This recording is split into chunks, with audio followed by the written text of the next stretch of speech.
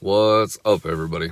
It is David Beers here, coming to you with my tips from the truck, and just covering today a very important nutrition topic that I don't know what I'm seeing, if what I'm seeing on social media is the same stuff that you guys are seeing. So you can, first of all, tell me if this is something you're seeing, but to me, this must be what it felt like 12 years ago when I started training, and people who were 10, 15, 20 years older than me were like, oh God, all these young people are in the industry now acting like they know everything, and they're a bunch of idiots. So that is literally how I feel right now, watching, especially on Instagram, more than Facebook, I would say, this whole barrage of mostly millennial, I know we love to hate on millennials, but I'm going to do it.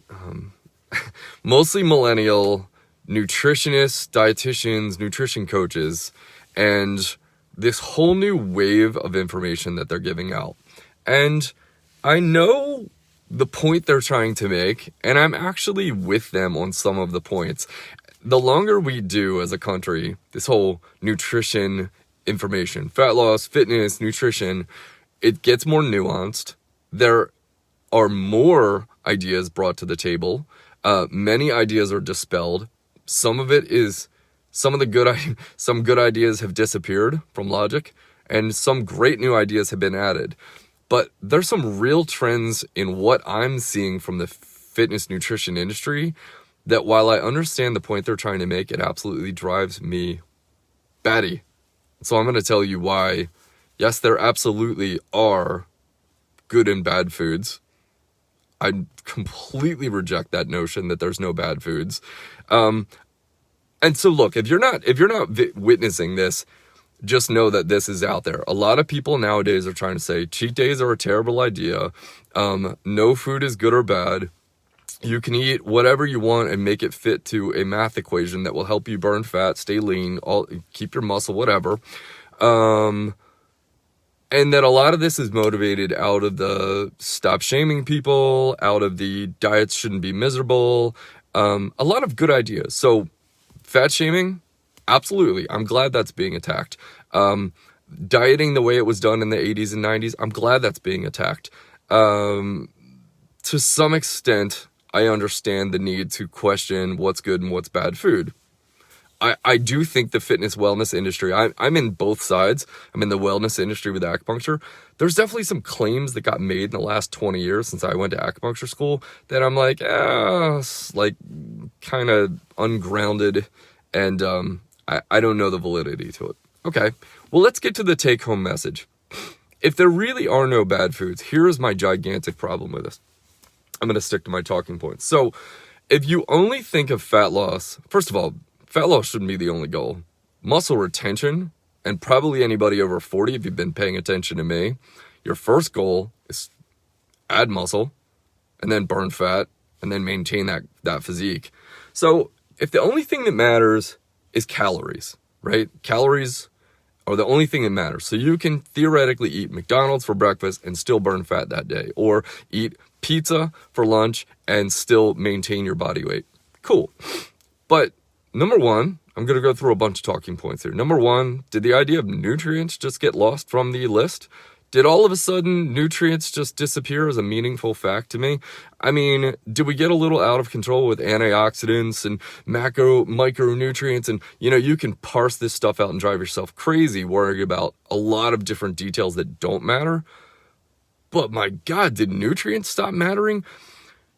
Can you do a math equation and eat pizza or Five Guys, whatever junk, candy corn, Swedish fish, and still lose fat or maintain a healthy fat?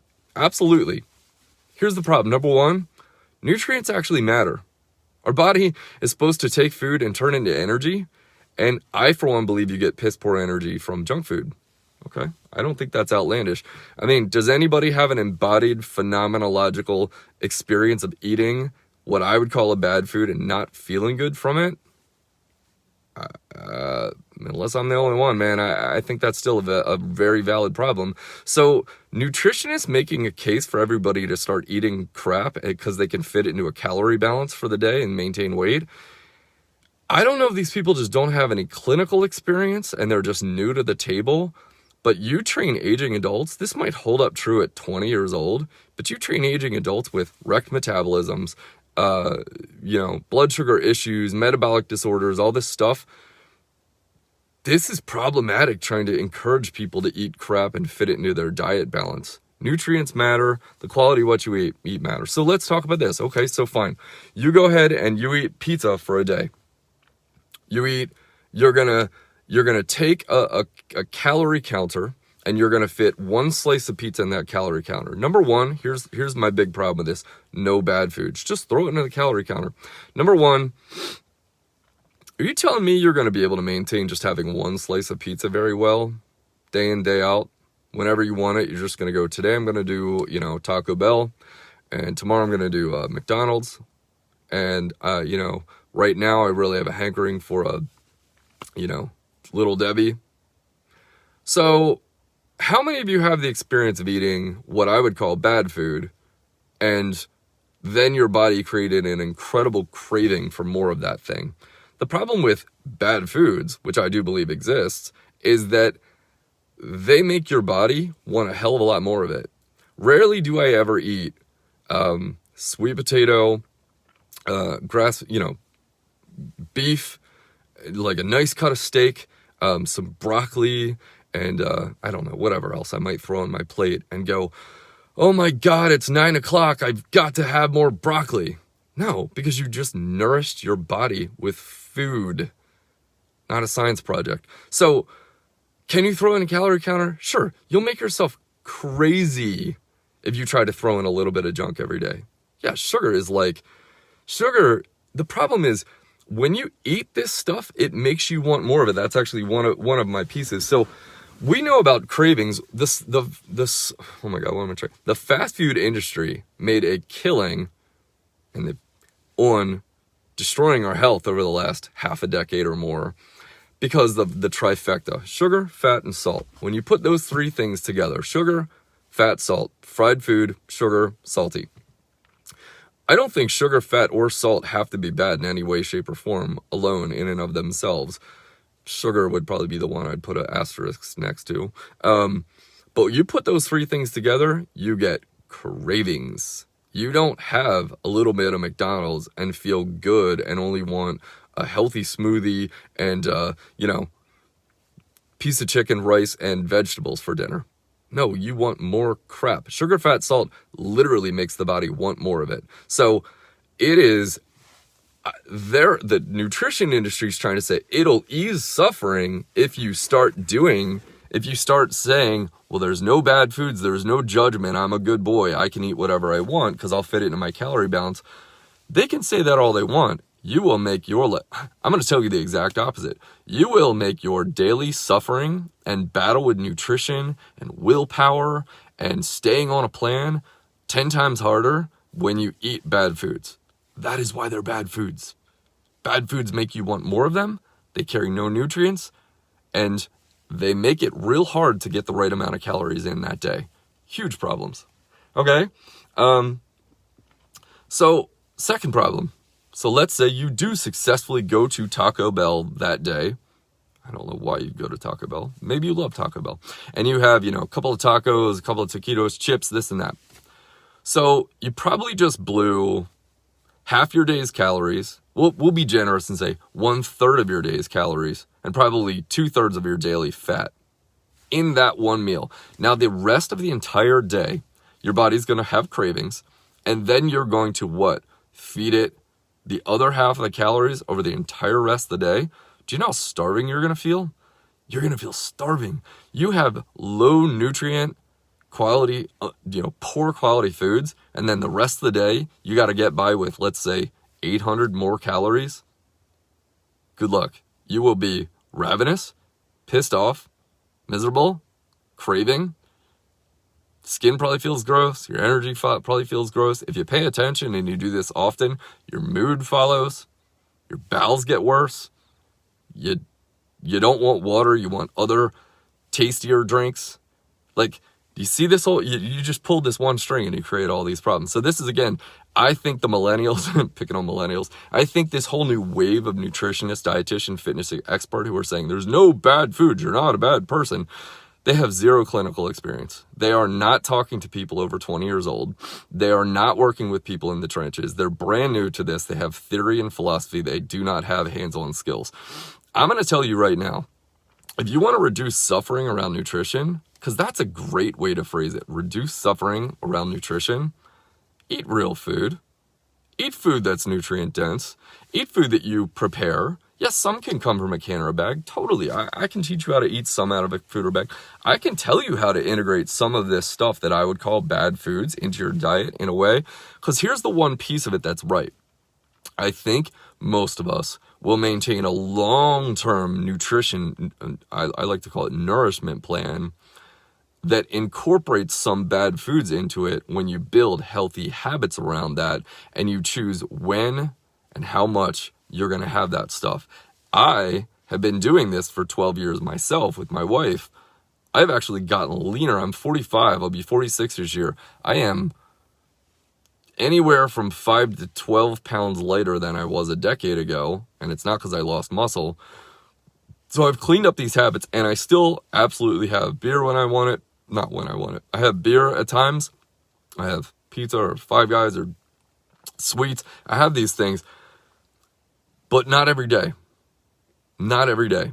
And so the idea of a cheat day might throw you off. You might be like, cheat day. I don't like the connotation there. Fine. Don't embrace a cheat day.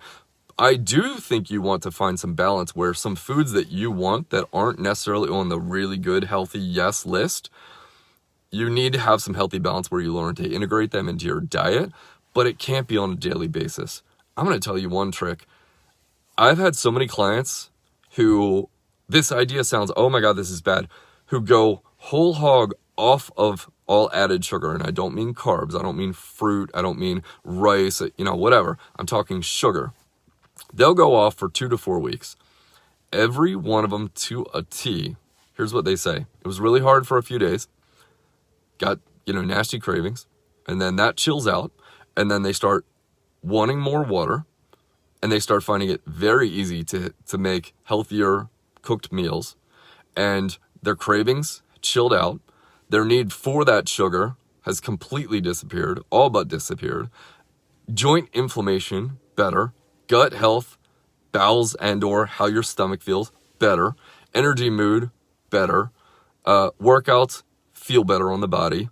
This is actual clinical evidence from my acupuncture and kettlebell world, not I just got out of college and I'm, oh God, you just got to watch some of these guys on Instagram. I just want to, actual clinical evidence. This stuff's good, man. You go off of sugar for a couple weeks, you change your relationship with sugar.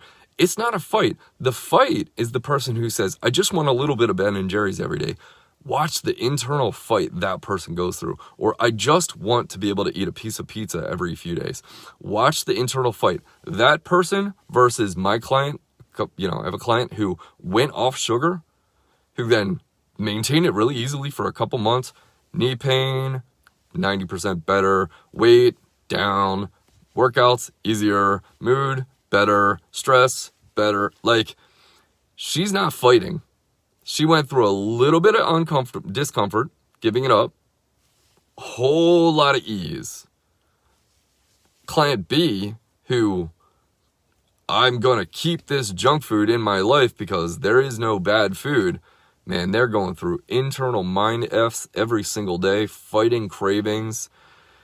They want more than that one slice. They don't eat Taco Bell and then want grass-fed beef and broccoli and rice. They want junk food. They fight to tell themselves not to. It sounds like a good idea, but in practice it's not. So that's my message for millennial nutritionists, but more for my clients and for men and women out there who are hitting their 40s, 50s, 60s and going, how do I get this right?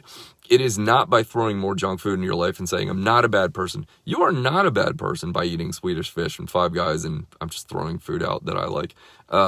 Those that happen to be junk foods I like, and beer. You're not a bad person But if you want to make nutrition easy, if you want to take a lot of the pain out of it, it's not by incorporating bad foods into your daily life. It's by creating boundaries around them, having a day you're allowed to eat them, having 6 days you don't, creating some rules. And I'm not saying that has to be the rules, but creating some rules and boundaries around it to where it makes ease. And then when you create that boundary, our minds like direction, they like habits they can form into their life. If you give your mind a very clear habit, I can eat this on Friday night. I can eat this on Saturday. When I'm on the other days, I'm going to eat yes foods. Your mind then knows what to do. You give it a little bit of something bad every single day, holy hell, watch out. It will be a fight. So I hope that was useful. As usual, I went on about 3 times longer than I do because I'm verbose, and that is me.